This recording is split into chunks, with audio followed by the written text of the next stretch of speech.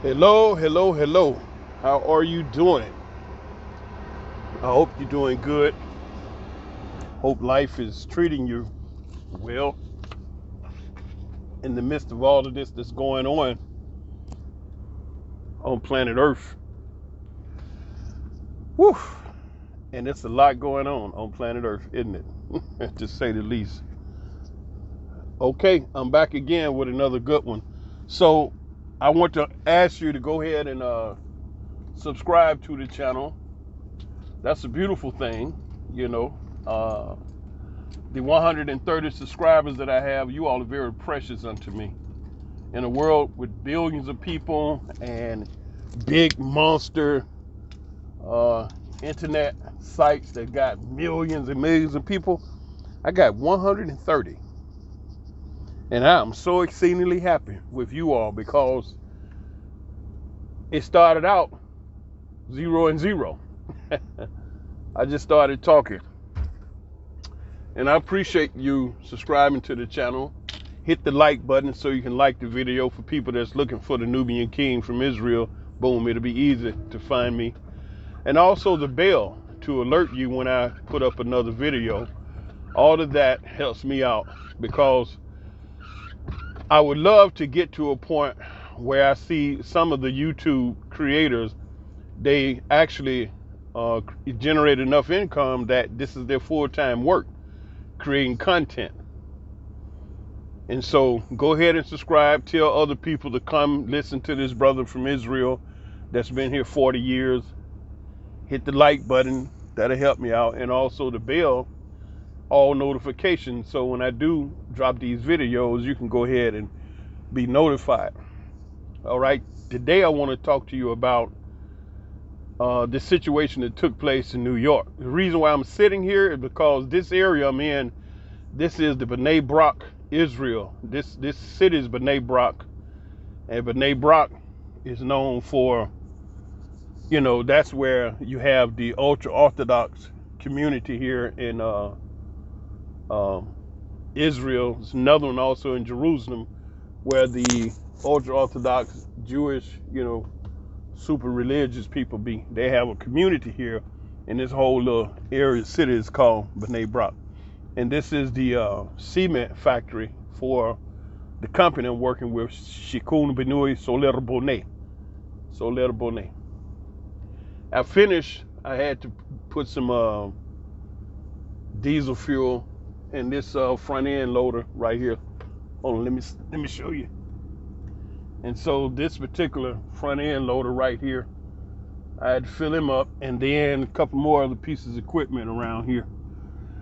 But so I'm finished now. I'm finished for the day. I'm going home, and I wanted to just speak to you about some thoughts that's on my mind.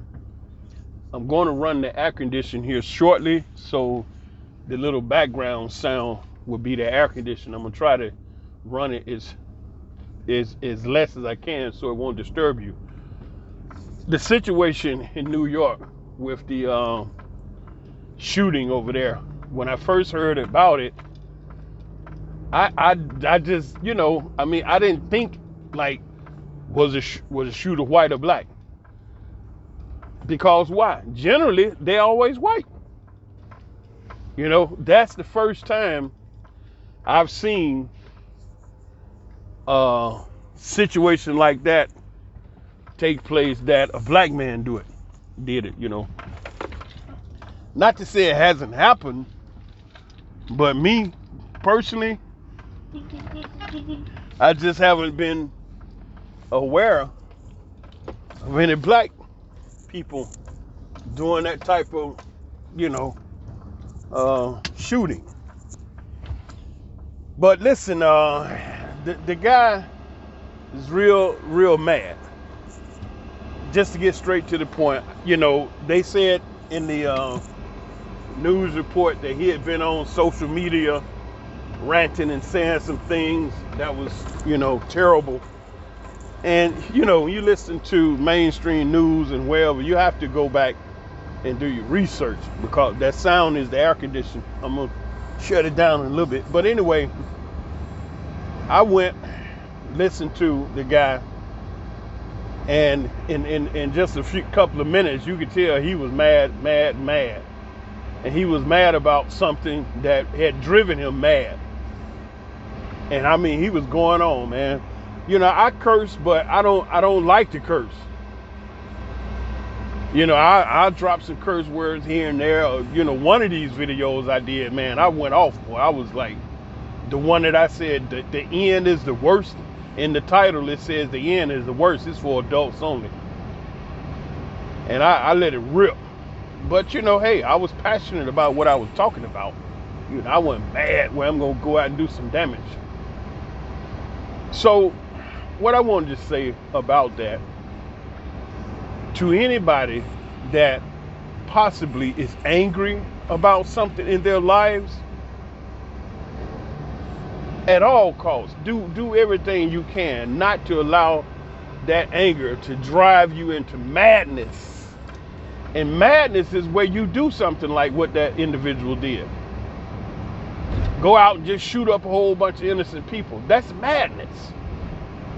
You know, and ain't nothing good coming out of that on nobody's part. The people gonna be shot, they're gonna be injured, they're gonna be traumatized, the other people around, they're gonna be traumatized, and then you, if they catch you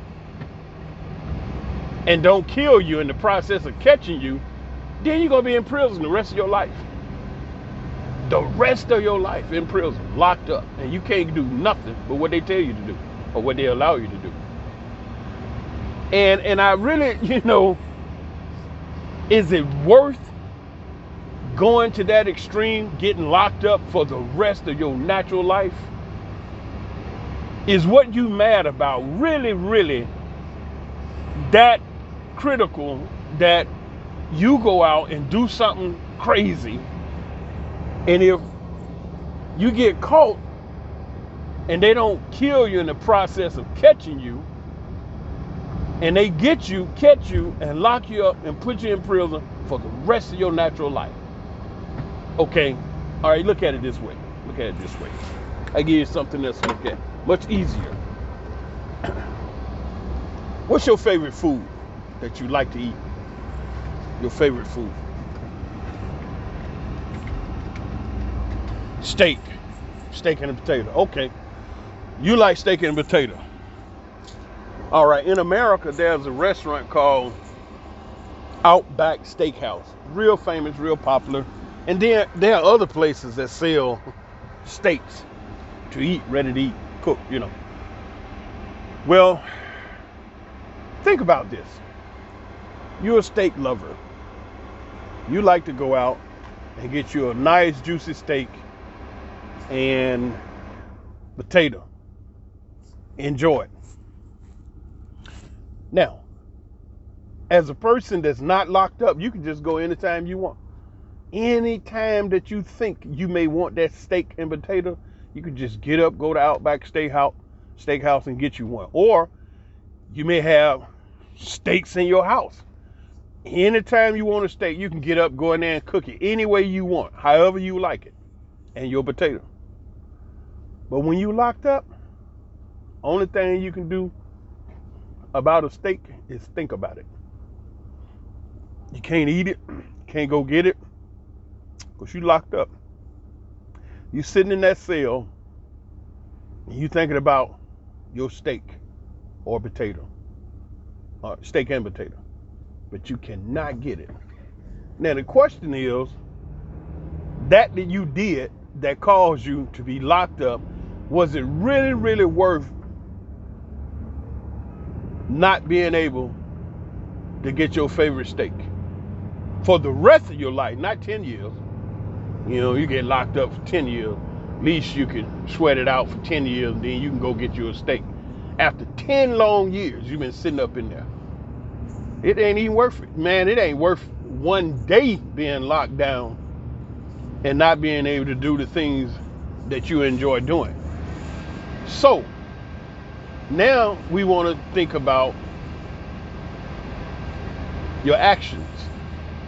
Is it really worth going through that? And then the other point is, you get mad, and you get mad to a point where you go do damage to other people or animals or whatever. You do damage. Now, Say for instance, somebody called the police. They call the police on you. And you know, people lie all day long to the police, especially the black person, you know. They'll lie to the police and say, I think they got a gun. Now the police coming locked and loaded, and you black, and they done told him, you know, you got a gun. They done told the 911 a gun. And then the 911 tell the police officer, you know, use caution because the person has a gun. They're not even sure. But the individual that called 911 lied because it was a black person. They just say he got a gun. Just don't give a damn. I mean, right now in 2022, that kind of stuff happens with black people. Just don't give a damn. Just say whatever. Just whatever. And so the police come. They already afraid of you because they use black silhouettes for target practice. And you know, I didn't notice that until one of the guys broke it down to me.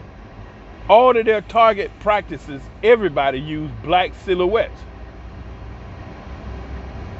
And that's psychologically, you see what I'm saying? I never thought, it never dawned on me. Because all the silhouettes I've seen for target practice on the paper are black. It's like something normal. But you have to ask yourself, what subliminal suggestion is that to the shooter's mind? You go practice it and the target's always black. They're not white paper and they're not black paper and white silhouettes.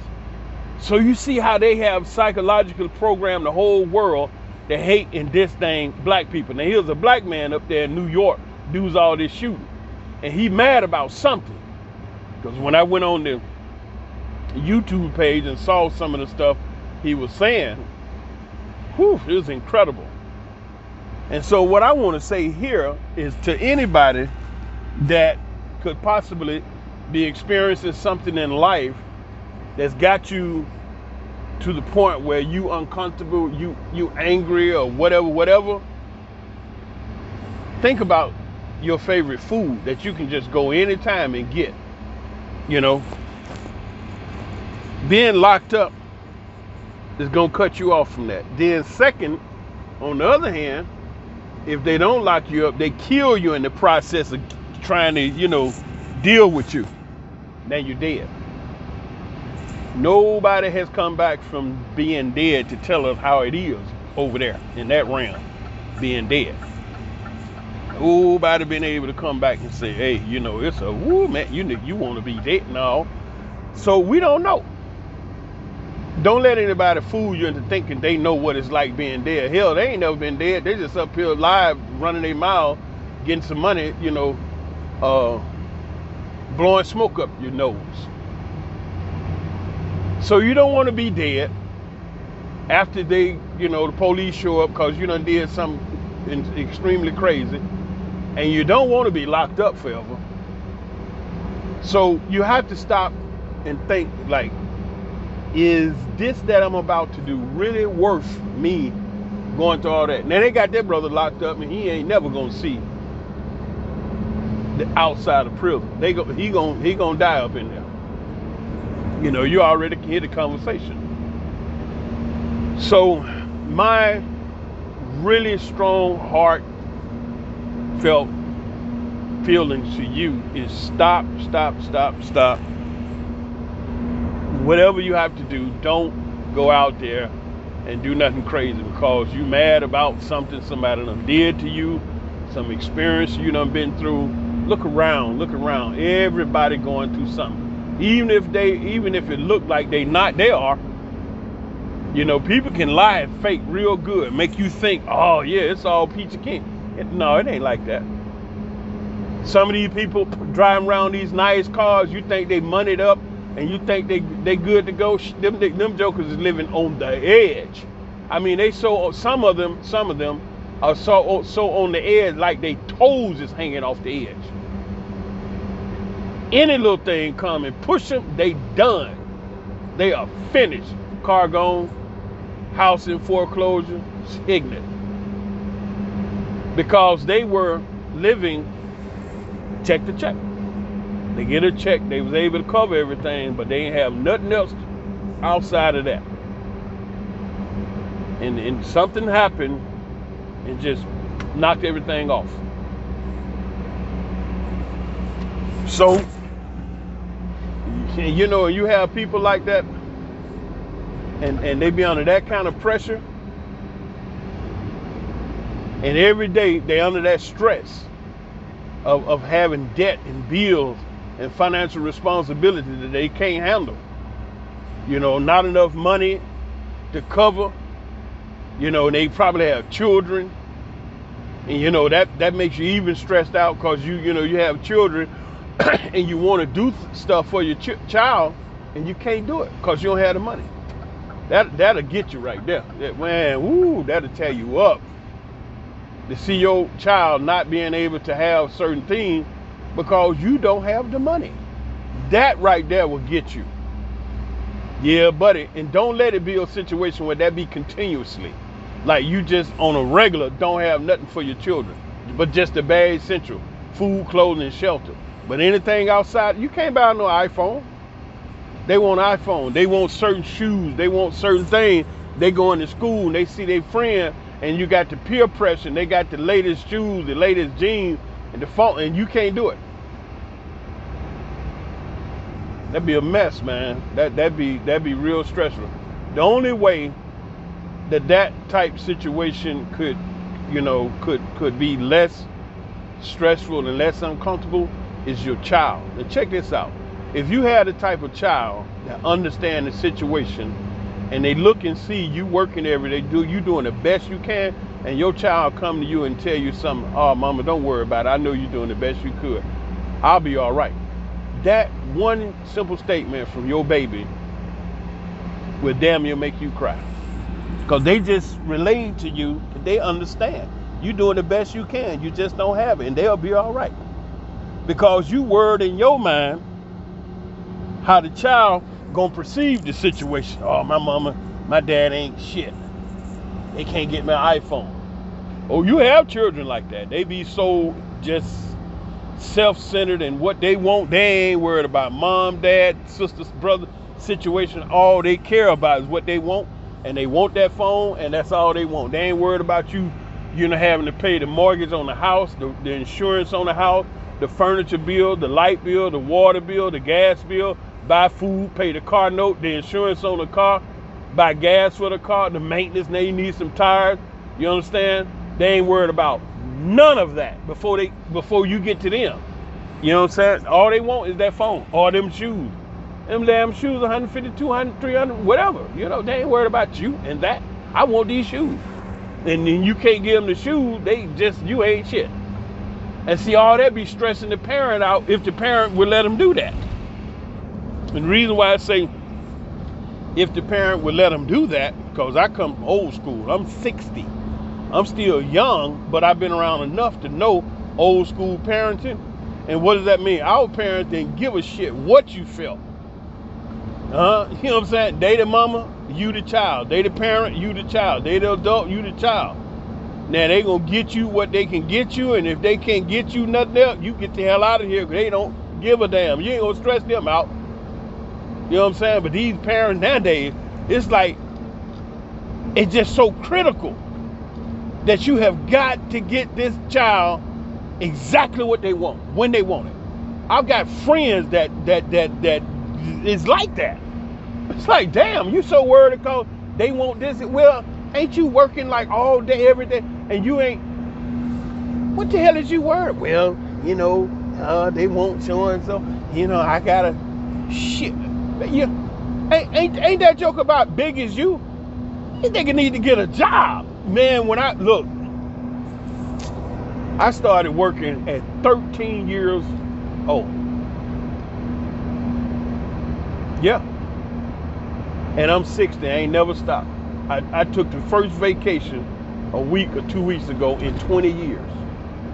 In 20 years. You know what I'm saying? I was married 22 years, got 6 beautiful children, 2 grandchildren. And, you know, been living in Israel 40 of them 60. And it's been, yeah, and I can't tell you, I can tell you right now honestly, that all the years I've been here in Israel, I've never been able to pack my whole family up and go somewhere a week with my whole family. The dude I work with, all the time. But he's an Israeli. I mean, he just added on another level to the house he living in, and he said he's renting it for $5,000. People already in there done paid the money, and he got another house he rent. He get $4,000 off that, so he get $9,000 every month off these two houses. And he worked a job with me, and we get a decent salary for this thing. You know what I'm saying? And then he already had a big bank from another job that he was doing. So he's set. But see, he's Israeli in this land where they control, and everything works for them because they don't have the blocks and the hindrance that other people do, because it's Israeli first. You know, Trump was talking about America first. Israel been like that ever since. I mean, it's just like ever since they made it a state. Israel, everything is about Israel. Israel, the Israelis, the Israelis, the Israel, Israel, the Israeli first. That's it. Everybody else, you know, sit down and wait, and maybe it's a crumb left for you. Do I blame them? Hell no. Why? Everybody's supposed to be looking out for number one. You know what I'm saying? Everybody's supposed to be. But see, the thing is, okay, if you're looking out for number one and making it difficult for the other people, that's where that's wrong at. Okay? See, that's different. And so, I ain't been able to take my family out on no family vacation and kicking and but am I mad about that? No. Because I understand the reality that what I had to work with as a father. I did the honest best I possibly could. I was never to a point where, hey, y'all, we going next week. We going to go up to Tavares and stay in the resort for a week and just kick it. I ain't never been able to do that. But I raised them very good, me and their mother. With what we had to work with, I say we raised them children excellent. Why? Because we see the young adults that they are now. Am I sad about some things I wasn't able to do for my children? Nope. Do it bother me? Yep. But it don't bother me in a point where it's just like, oh, I'm finna go out and bang somebody over the head. It just, you know, as a man, you know, as a real alpha male that's serious about his family, it makes me, you know, sometimes be like, damn, I wish I could have. But that water's under the bridge. We not gonna cry over no spilled milk. Them babies, they're adults. They banging. They doing their own thing. They got jobs. You know, the two oldest are married, got children. You know what I'm saying? They wasn't on no drugs. They wasn't in jail. They wasn't running around here wilding out, smoking, acting a fool, just all crazy. They doing good. There was never a night that I had got a phone call from a friend or whatever, the police come get your dumbass child and did this stupid shit. Never. They was good in school. They made great decisions. They all did the military. They're excellent. And so, you know, me as a father, the results is what bring the happiness to me. Oh yeah, the trip, whatever. But here's the deal. The reason why I said that about when the child come and tell you, don't worry about it, we see what you're doing. My oldest son knocked me over the head one day. We was out walking and talking, and my oldest son, just out the blue. I don't know what motivated him to say it, but this is what my oldest son told me. He said, Abba, I'm glad you raised us the way you did. Abba means father in Hebrew. Abba. He said, Abba, I'm glad you raised us the way you did. I looked, I said, what? He said, I'm glad you raised us the way you did. I think that conversation we was having it was about another brother that felt that I was too hard on my children.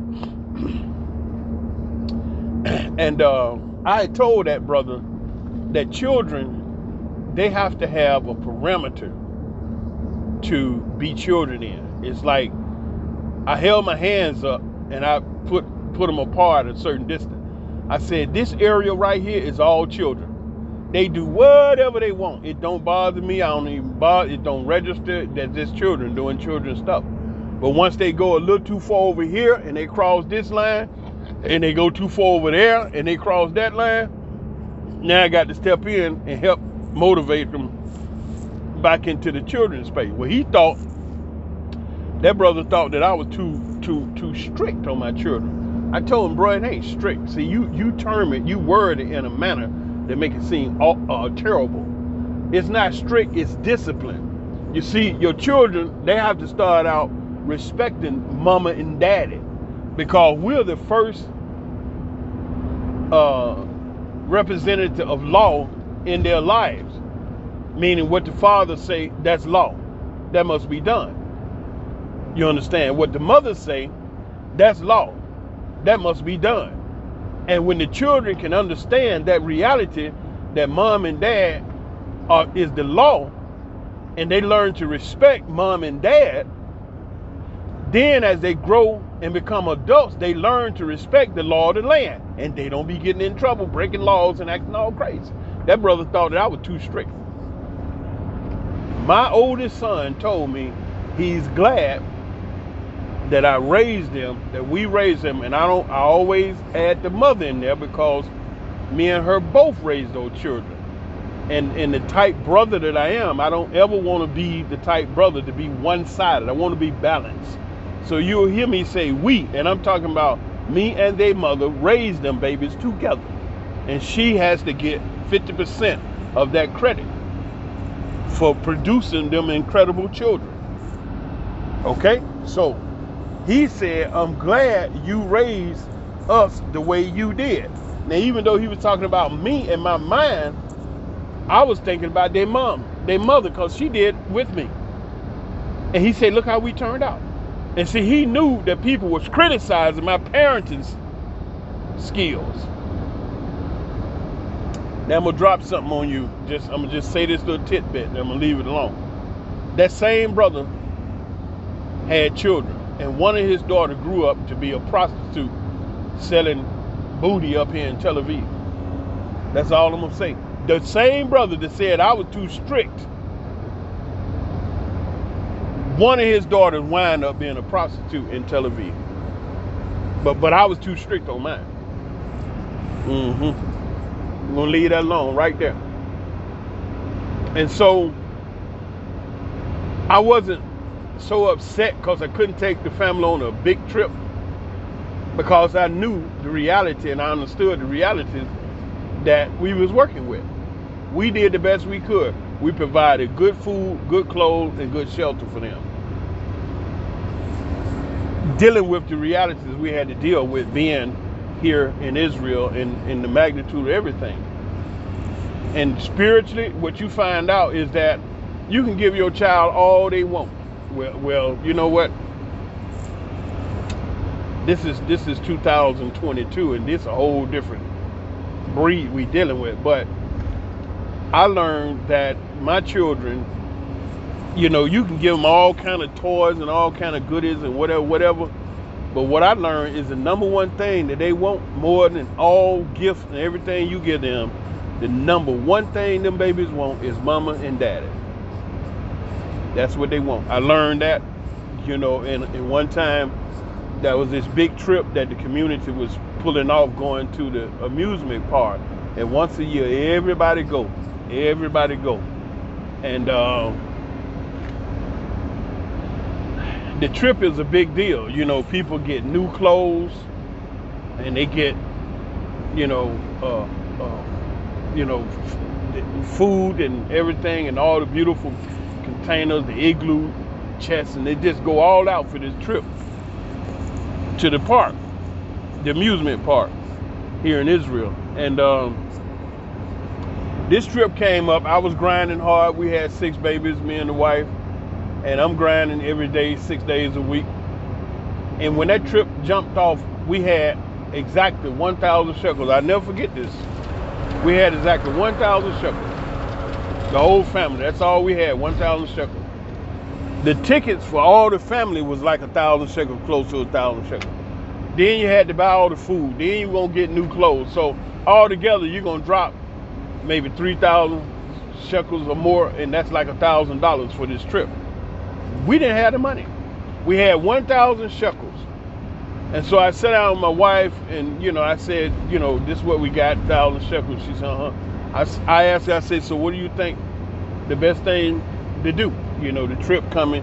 And that particular trip is a big deal. All the children just be so excited to go on that trip. Oh, boy, they be talking about the place is called Superland. It's like an amusement park, like in America, you go to Disney World or Six Flag over Georgia or something. Big old amusement park. And it's a big deal because once a year, everybody in the community go get all the new clothes, all the food, all the pretty new stuff, containers, coolers, and everything, and it be laid out. We didn't have that money. All we had was 1,000 shekels. In order to make that trip, we're going to need another 2,000, maybe 3,000 shekels to pull it off right. Clothes for 6 children and 2 adults, food for everybody, new container, igloo chest, and you represent it. You want to go out there with your matching igloo chairs and all kind of shit. And we didn't have that money to do it like that. So we sitting there, me and her, we looking at this 1,000 shekels. I said, baby, what you think we need to do with this 1,000 shekels? She looked at it. She took a deep breath. She said, you know what? The bills that we have come up to just right at 1,000 shekels. I said, really? She said, yeah. She said, you know what? Let's pay these bills and do something with the children here at the house. We like to make rice cakes. Rice cake was a big deal back in those days. So the way that we make the rice cake, we cook them up, and they be real good. Kind of put you in the mind of popcorn, but much, much more tastier. So we paid up all the bills. We had a few shekels left. We went and got a bunch of rice cakes and the ingredients to make them with. And we threw the blankets out in the living room, and the whole living room floor with just big old pallet, blankets and pillows. And we put movies on, and we stayed there and watched movies with the children and ate rice cake until everybody just fell asleep. We woke up the next morning, and they enjoyed themselves. And then when they went to school, all the other children was talking about the trip, how much fun they had on the trip. Do you know that to this day, not one of my children said nothing about that trip or even not being able to go? You know what I found out? Because I found out that they being with mom and dad was 10 times better than any trip they could have went on, running around some amusement park in the hot sun, sweating, getting thirsty, and trying to eat a little something. But just to be there with mom and dad, cuddled up, cozy on the floor, the pallets, and everybody there, and we eating our rice cake and watching a movie, and we talking and laughing and joking amongst each other. I'll never forget that. I learned something then. You can give a child all the materialism they want, but what they really want is you. If you spend that quality time with them babies, it could just be like sitting down talking to them, but don't talk at them. Talk with them. Listen to the child. They little adults. They little people in they people in little bodies. And so when you start talking to them, you have to listen and let them tell you something, no matter how bad it may be or wacky it may sound. Don't just talk to the little pea person like you just ignorant. Shut the hell up. No. If you're an adult, you the parent, just talk to them. Listen to them. And then you'll know what to say. The best way, to be the best counselor, who make the best counselor? Like you talking about, you go to counsel. The best counselors are the best listeners. The best counselors are the greatest listeners. You got to be able to hear what it is the person is trying to tell you. And you got to hear beyond just the words that they're speaking. Because there's spirit energy behind those words that they're trying to tell you something. And if you're a great listener, you can hear, and then you know what to tell them. And so with my children, I just talk with them. Not talk at them, but I sat down and I talked with them. And they would tell me all kind of stuff. And you'll be surprised at what that child walking around know. That you don't even know your own child. But it didn't bother me, because I wasn't able to take them to the big old family trip. Like my oldest son, he said, "I'm glad you raised us the way you did." Man, that made me feel so good. I almost just, oh man. I said, "Son, you trying to make me cry?" He said, "No, I'm just telling you the truth. I just, wanted you to know that." I said, "Where did that come from?" He said, "Just my heart. I was thinking about it. Y'all, y'all did a good job raising them." Woo-wee. Do you hear me that? Huh? So you hang in there, do the best you can with what you got to work with. Don't get so mad that it drive you into madness and do what that brother did over there in New York. It is not worth it. Trust me. You see how I'm out here driving the truck and everything? I enjoy driving. See, the thing that this company lucked up, they got somebody that enjoy driving. This me. Give me a good vehicle, comfortable, tank full of fuel, I'm out. I don't have no problem hitting the road. You know what I'm saying? So, whatever you got going on, maybe somebody done said something to you to tick you off. Maybe something done happened. You got a flat tire. You know, the light bill came in and you don't have the money. Something. But if you just hang in there, you know, and I mean, right now for me, yeah, it's kind of tight financially because, you know, I'm going through a financial tight spot. Yeah, I got money. I pay all my, I pay most, I pay most of the bills, you know, so I got money and, you know, I'll pay and sometimes I don't pay and then I have to bounce back and forth. Y'all know how to do that. You got to juggle. So I had to juggle, you know. I don't get to pay every single thing. If I did that, I wouldn't have no money to eat. I got to eat. But you got to understand what you're dealing with. You just do the best you can. That's all we asking for. Don't go out here and do nothing crazy and do something bad to somebody and get yourself in a whole bunch of crazy ass trouble. And then one thing about being locked up, it give you a whole bunch of time to think about what you did. And man, that's a terrible thought to be sitting behind bars saying to yourself, damn, I wish I never did that. It's too late. It is too late. It's way too late. You're locked up. They don't care nothing about you. They don't throw you in there. So whatever happened, you know, hey, some people, they get counseling. Well, when I was coming along, it wasn't no counseling. You had to deal with that shit yourself. You had to knuckle up and handle it. You understand? So nowadays, they say you get counseling. I don't know nobody that can talk to me and tell me outside of people, if you ain't been through this here that I've been through, I'm not really, you know what I'm saying? It's like, what can you say? Like, I can sit down and talk to you of details about experiences because I experienced that. And you can hear that. But when you talking to somebody who went to school and got a degree and they psychologists and all this kind of stuff, you can hear that textbook analysis. And that shit don't really apply. Because if you dealing with somebody out there on the grind, they done been banged around a little bit, and you don't know, then you really can't connect with that person. You be saying some stuff shut up. What the hell is you talking to? You know, cause you ain't experienced nothing. You understand what I'm saying? So, you know, you talk to people that done been through some stuff, man.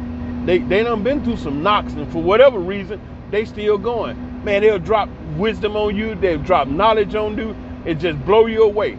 You never even know that they done went through that, because they trouncing and treading and moving along and like ain't nothing wrong.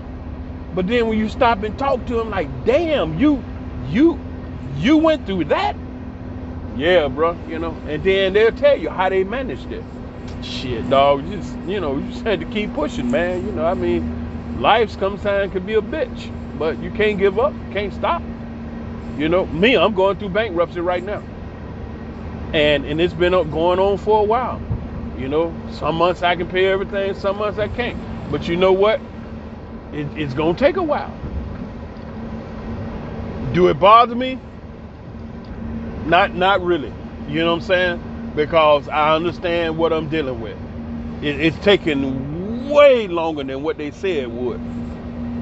You know? I'm just you know, want to stay healthy. I'm working to, you know, my diet, stay healthy, rest, stay around good people, good energy, listen to news enough. When I get sick of hearing that stuff, put my favorite show on, some jokes. I don't go to bed listening to what the hell happening in Russia and Ukraine and the lives and Joe Biden and how they beating the Africans and all this devilish shit these people doing. I mean, I go back to some old school stuff. Fred Sanford and Son. Go back to Andy Griffith. Go back to the Honeymooners. You know what I'm saying? Some old stuff, comedy. No cursing, no violence, just straight comedy.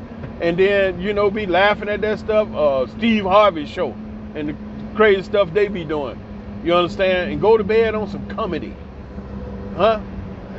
And then turn the TV off. A lot of people, it's amazing. You know how many people go to sleep with the TV on?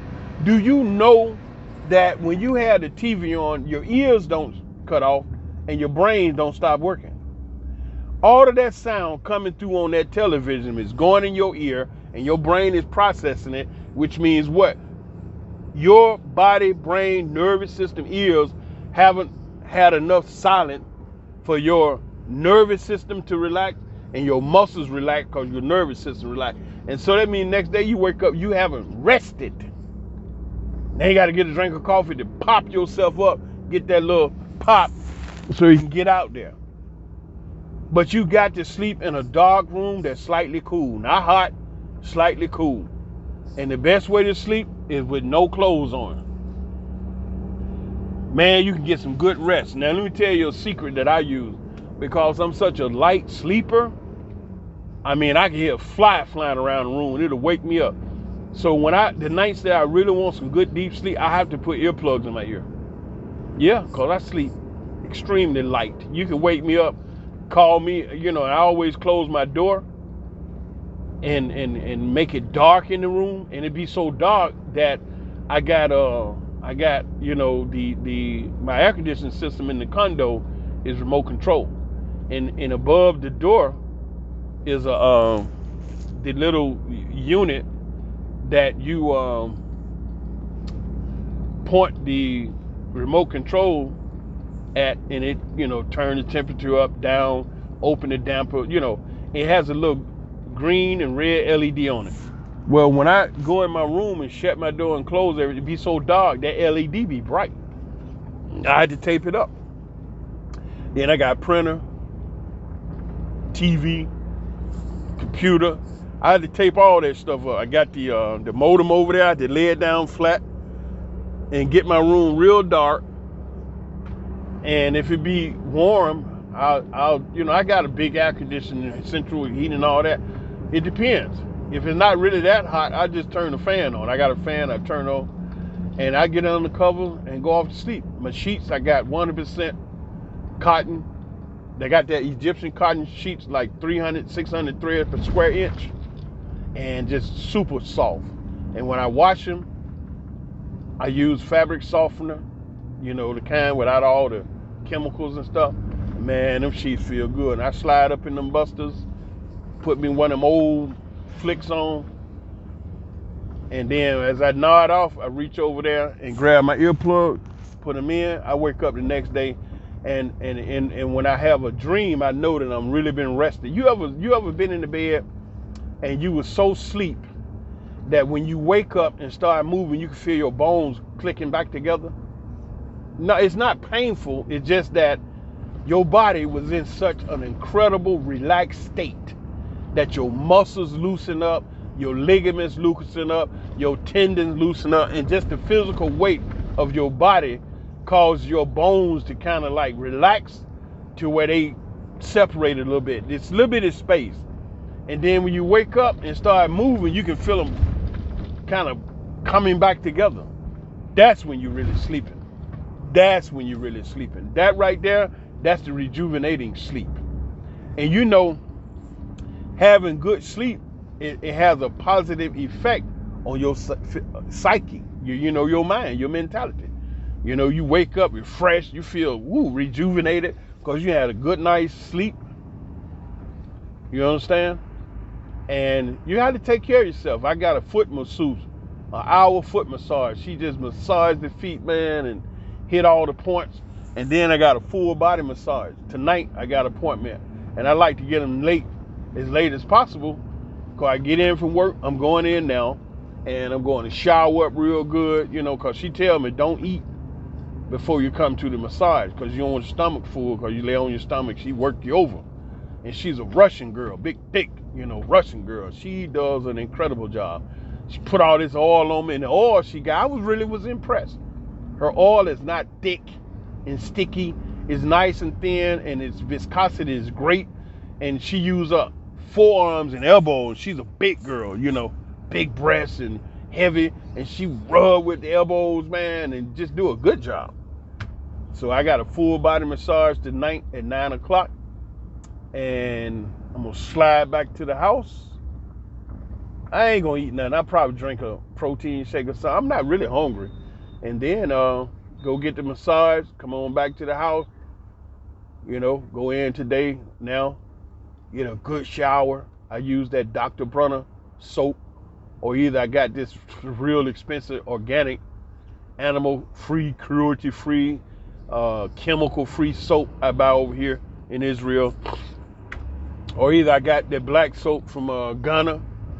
I'm real super duper uber sensitive about what goes on my skin and in my mouth.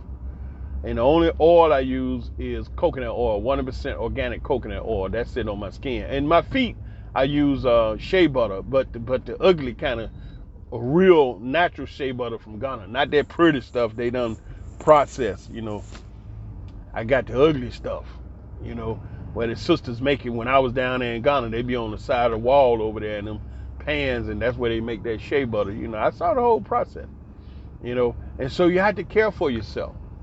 And these type things that you do for yourself is what help you to relieve yourself of that daggone stress and frustration and anger and tension and all this stuff that could happen to you in your life out here. And I'm sharing this because I don't want you to go out there and go mad and do something stupid. Get that stuff off you. Chill out, man. Relax. You know what I'm saying? And that's what I'm doing. I got the pedicure from Ina. She did a real good job. She had this equipment over there. Girl was laid out. Russian girl. Do the pedicure, and got my feet feeling smooth. And then the other Russian girl, Nati, she does the massage 1 hour, 30 minutes a foot. Come out of there feeling good, man. And then the other girl, Anna, she's Russian also, does a full body massage. You understand? And so, I've been vegan for 42 years. And it's working out real good because, at 60, it's very hard for people to guess that I'm 60. It's real hard, And so at this age is where, you be thankful that you did it. I started out when I was, young, And so now at 60, man, I'm still having good nights, hard on, waking up good. You know how you wake up in the morning, you got old, you got to get up and stretch and walk and stumble and weave and bob and get warmed up, and get your stuff. I don't do that. My bed is low to the floor, and I come up out of a deep squat off the bed. And I feel my hip muscles, my butt muscles, my thighs, knees, and I just come up just like that and go on, do what I got to do, So taking care of yourself is very important. Rest, turn that daggone TV off, don't go to sleep with the TV on, and just learn to take care of yourself. If you don't know all these things, get to somebody.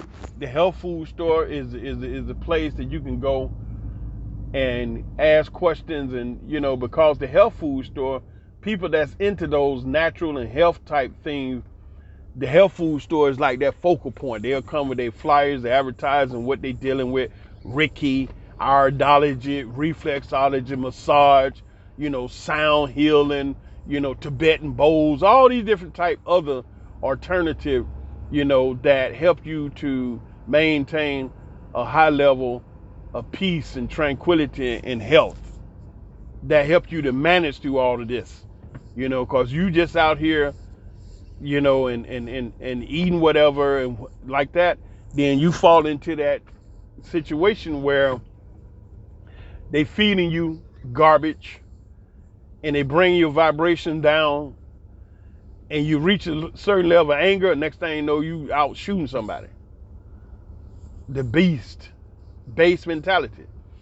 But when you can do the things that I'm saying to you, change your diet, clean up your body, get all that garbage, poison, toxin, impurities out of your flesh, and that's gonna make you feel real good, give you a certain level of calm.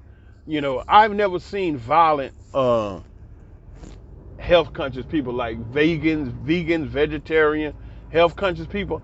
They don't be violent. They always be kind of chilled out. Like, yeah, what's up? Oh, yeah, no problem. You know, cause they running on another type of energy.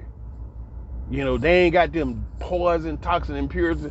And another point about eating animals, the blood is the spirit of the body. The blood carries the spirit energy of the body. So when you like consuming a lot of flesh, and that blood is mixing and coming into you, the blood is the life of the flesh.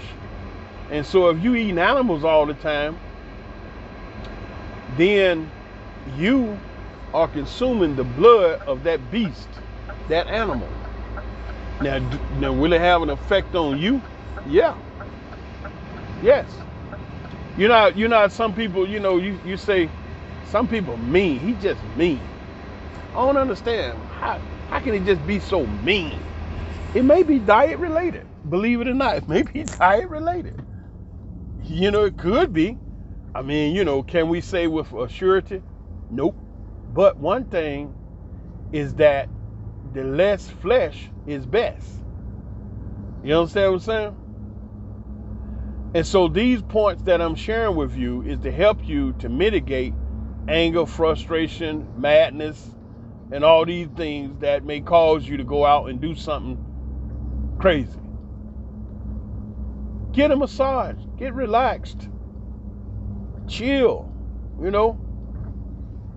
let it go. Because if you go out there and do something crazy, they got something for you. They got something for crazy. They got a lot of stuff for crazy. You want to get crazy? They get crazy with you. Next thing you know, you're crazy, but be sitting up there looking at the wall, wondering what the hell you did and why you did it. Oh, they got crazy for you. So, in the end, it's a sad state of affairs to see somebody go out and shoot up a whole bunch of folks because they mad at something. Well, them people you shot, they ain't had nothing to do with what made you mad. You understand what I'm saying? That's, you know what I'm saying? That kind of, hell, if you that mad, shoot your damn self. You know what I'm saying? You that mad, shoot your own self. Stand in the mirror and holler and scream at yourself, pull the gun and shoot your own ass. But don't go out there and shoot these people. They ain't got nothing to do with what you doing. They got stuff they dealing with. They just as mad and frustrated as you about whatever the hell they going through in their lives. And you gonna go and shoot them. But hey, man, good googly boo, man. Just stand in the mirror and shoot your own ass. Just like the woman said, look, my husband, she told him, dude, if you ever get mad and wanna, don't kill my children. Kill your own ass. People do that, man. So anyway, y'all better chill out. Don't let this stuff frustrate you. It ain't even like that. We going through a rough patch here. Human beings on planet Earth. We got a lot of demons getting cut loose, and they just all over the damn place doing all kind of stuff, lying and cheating, just all kind of madness. And I know some people just be brought to tears. They be frustrated at what be happening because they don't know what to do and what to think, and just you kind of get overwhelmed. But I want you to do all you can to not get overwhelmed. If you have to turn the TV off, turn the TV off. If you have to stop listening to that news, turn it off. Do like I do, man. Go get some shows that's going to make you feel good. Laugh. Listen to some comedy. You know what I'm saying? Watch some old love movies. Somebody done fell in love and they rolled off in the damn sunset and had love and all that stuff. You know what I'm saying? Stop watching all that shit. If it bothers you like that bad, you know what I'm saying? Just leave it alone. Don't listen to it. Other than that, I have been with you long enough And I share these things because I love you. If no one has told you that they love you lately, hear it from me, the Nubian King broadcasting out of Israel. I love you. And I love you with a perfect love. You understand? I'm not trying to do anything bad to you, take advantage of you, sell you some stuff that ain't real. I bought some stuff 2-3 months ago, still ain't got it. So now I think it was just a scam. Or maybe it's probably taking so long because they say the supply chain is coming out of America. So I was thinking yesterday, maybe it's the supply chain. So let me not go to it being a scam. Let me just say, okay, you know, they sold the stuff, they pumping advertising, I ordered it, paid for it, they say it's on the way. It hadn't got here in so much time. DHL is the best international shippers in the world. They do Africa real good. DHL, if I'm sending something to Africa, it's always DHL. I don't know, they done figured it out, man. They get across Africa, you know, like you wouldn't even believe it. It show up at the tent. DHL, you know, they the best in Africa. Israel too. You know, I'm ordering some stuff. They will send me a text message. Your stuff is in Tel Aviv. Your stuff is here. It's on the way. And then, you know, the delivery guy, they have the same person deliver in the area. Everybody got the same area. So they get to know the house, the address and everything. So they can slide right there. I was ordering a lot of stuff from Amazon for a period of time. Every Friday about 10 o'clock, it would come to my door. Every single Friday. I said they can talk what they would talk to about Bezos, but one thing, that nigga done figured out how to get this shit to your house. I give him credit on that. However he do that, I order that stuff online. It come from wherever, I don't know. But every Friday, that guy was ringing my doorbell. Ding dong, I knew exactly who it was. Every single Friday. That went on for weeks.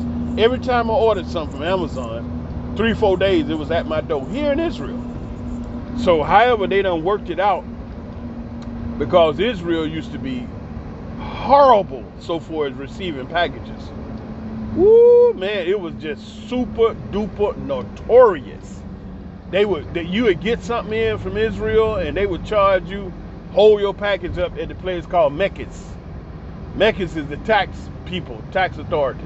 You would have to go all the way to Tel Aviv to this one particular post office. And up in there, I don't know what, I think they had the meanest people in Israel with the nastiest disposition working in Mekis.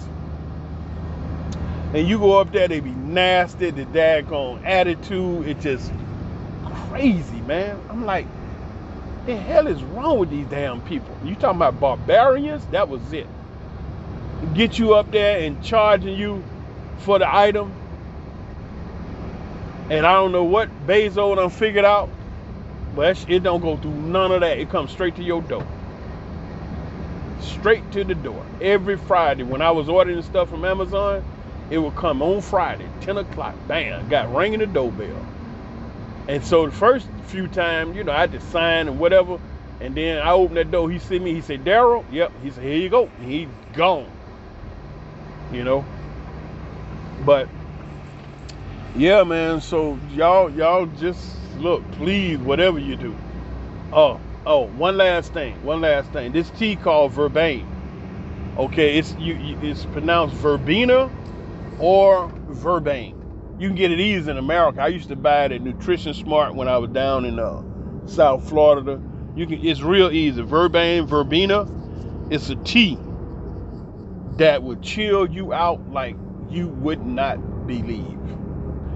When I was children, was real young. See, I had brothers that had 2, 3, 4 wives, 12, 13, 14 children, a house full of little bitty feet running around, just ever-ready batteries. Them jokers never get tired. So one of the senior brothers told me about the Verbane. He said, "Hey, bro, you got a house full of ever-readies running around, don't nobody get tired, 9, 10 o'clock, you've been out all day, you want to sleep, they ain't still going." He said, "Get this Verbane tea, make a pot of it. If you want to, you can put some lemongrass in there and throw some honey in there. Give it to the babies. Watch the magic." Oh, wow. I did that, set them all down, drank the tea, because, it tastes good. It's got the Verbane, got a little honey in there. You might put a little lemon in there if you want. You put some lemongrass up in there. Nice tea with honey. Ooh, they sucking that stuff down, gloop, gloop, gloop, just sucking it. Everybody sitting down on their little tea. Little babies, they got their legs crossed. They just all got the tea, everything the tea. Shit, 20 minutes later, them jokers was laid out there and dropped the tea on the couch. And then I had to learn to sit them at the table because they go to sleep. They lay down at the table. I just get them up, put them in the bed. That Verbane tea was magic, man. It helped you out.